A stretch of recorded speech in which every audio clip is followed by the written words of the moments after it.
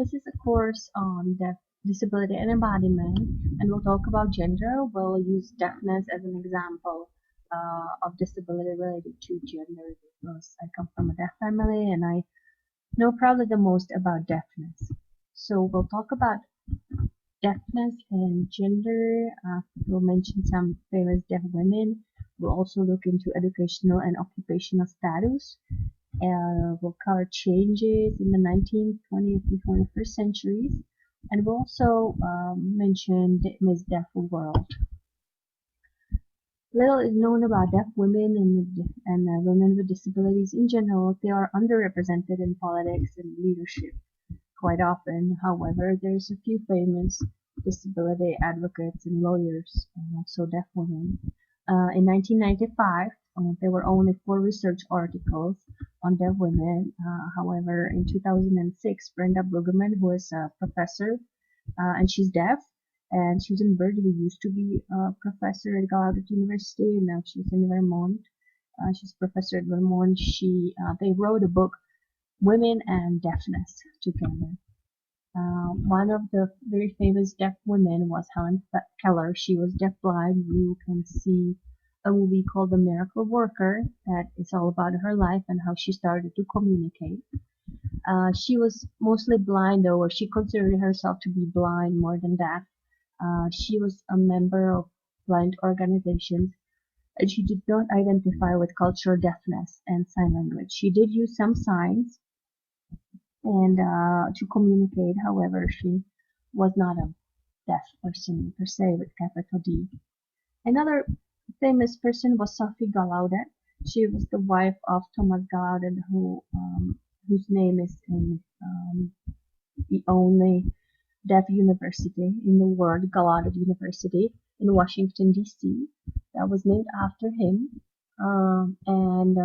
Now there's more schools worldwide that are only for deaf students, and more universities, such as the Rochester Institute, Technical Institute, is one of them.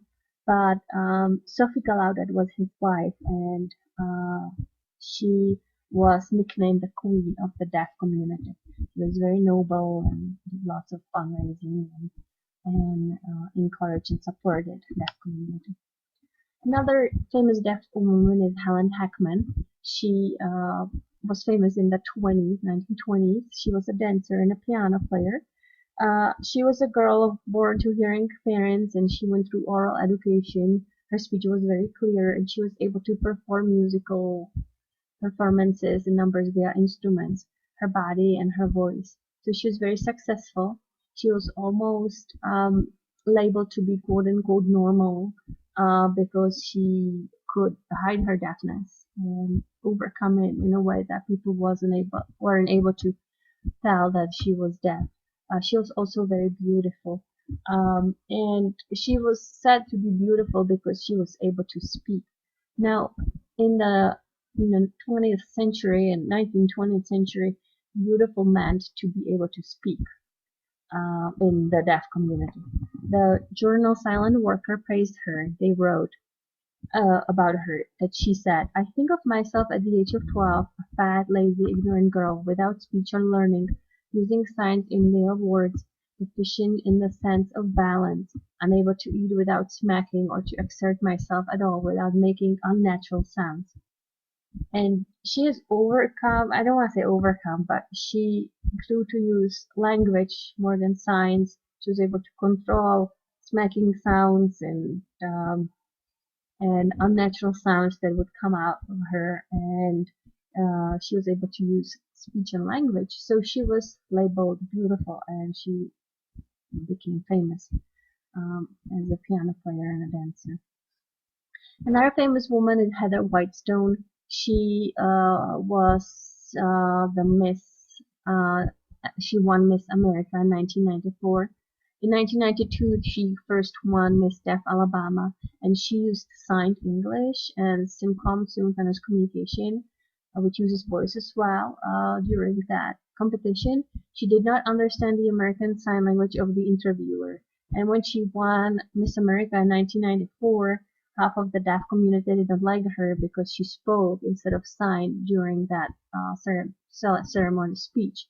Later, she learned sign language, and more people got to be proud of her and like her. In the book Women and Deafness, she is described as excessively virginal, sweet, sheltered, pretty, compliant, and hopeful, and with a disability to overcome that importantly did not hinder her perfection of superficial beauty. Another famous deaf woman is Diane Bray. She is the actress. She's an actress of our times. She is a deaf actress who speaks, and you can watch some videos on YouTube. Or I think she is in a police sitcom or something series. I don't have a TV to watch, but I think she is in some TV series as a deaf uh, police officer, I think, who is able to speak. Now the question is, were these women famous because they were deaf, or were they famous because they were beautiful, or because they were talented, or all of these?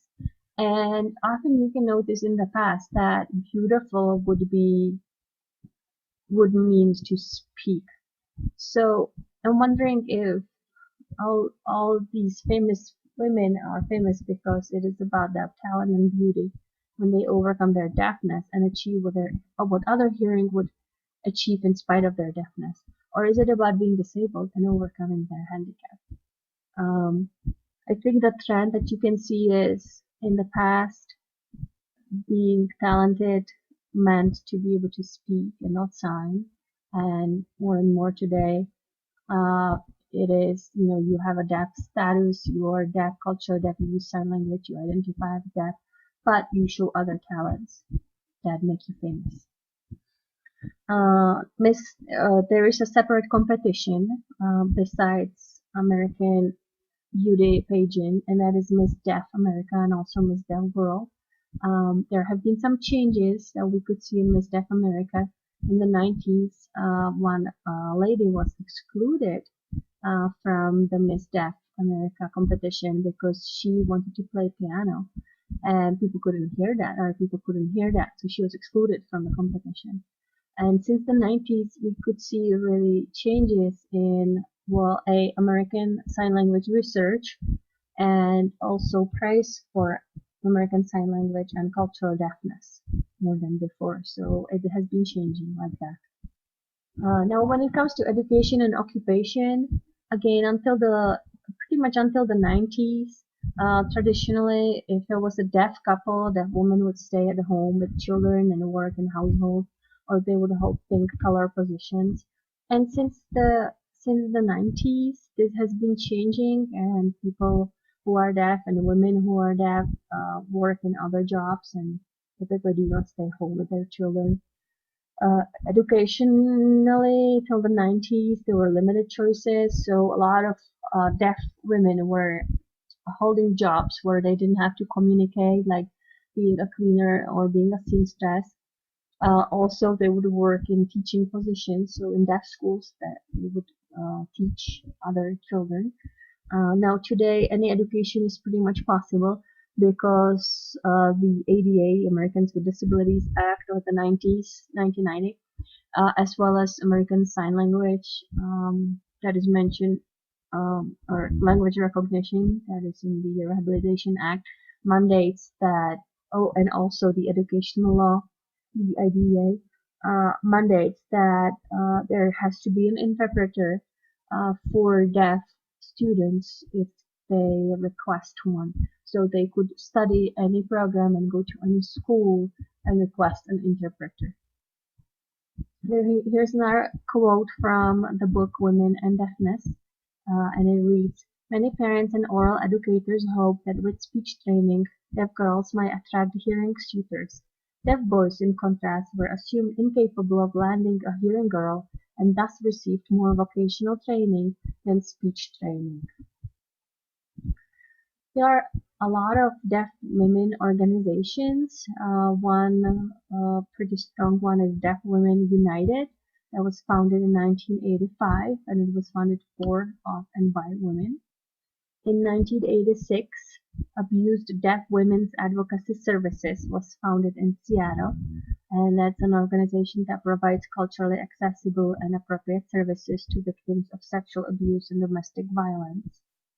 And Patty Latt, who is a deaf author and a woman and an advocate and an author of many books, foresees Deaf Women International in the future. What about you? Do you think such organization will exist, Deaf Women International? So this is the end of this PowerPoint, and there are two other PowerPoints on minority issues. So enjoy them.